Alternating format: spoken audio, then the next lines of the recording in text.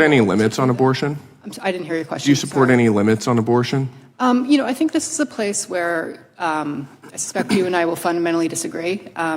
What I believe is that the abortion decision should fundamentally, because it is medical care. Do you support any limits at all? It's just yes or no. You would let me finish my question. It's just a yes or no. Do you think that there should be any limits on abortion? I came here with the goal of providing truthful and accurate testimony. And so in order to truthfully and accurately answer your question, what I would say is I fundamentally believe that the question of abortion should be left to a patient and their doctor and their family.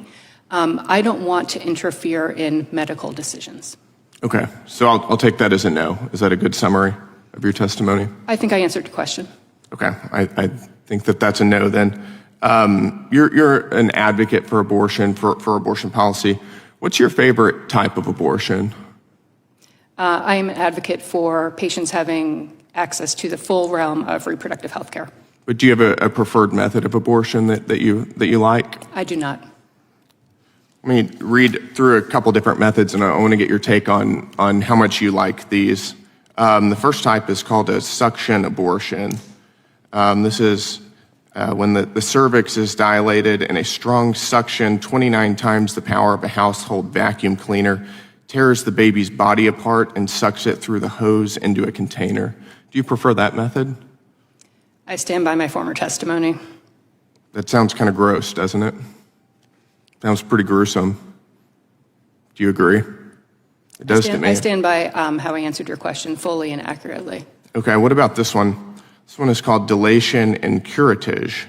After dilation of the cervix, a sharp looped knife is inserted into the uterus. The baby's body is cut into pieces and extracted, often by suction. Do you prefer that method?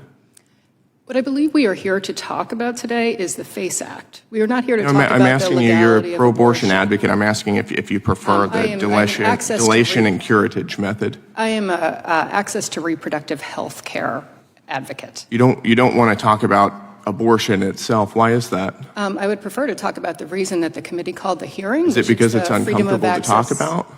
I would prefer it should be uncomfortable. I would prefer, if you would let me finish my statement, to talk about the Freedom of Access to Clinic Entrances Act, which is what I was asked to come here to talk about. We're talking about what that access gets. How about this one? It's called dilation and evacuation.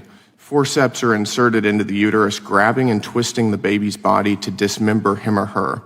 If the head is too large, it must be crushed in order to remove it. Do you prefer that method?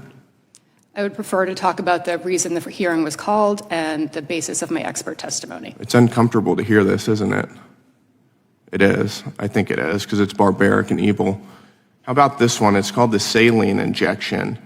It's when a 20% salt solution is injected through the mother's abdomen into the baby's amniotic fluid. The baby's skin is burned off. The baby ingests the solution and dies of salt poisoning, dehydration, and hemorrhaging of the brain. Do you prefer that method? I would prefer to talk about the subject of the hearing.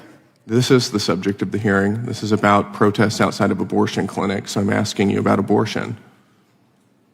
I stand by my prior testimony. Okay. I wouldn't want to talk about this either if I were you, because it is barbaric and evil.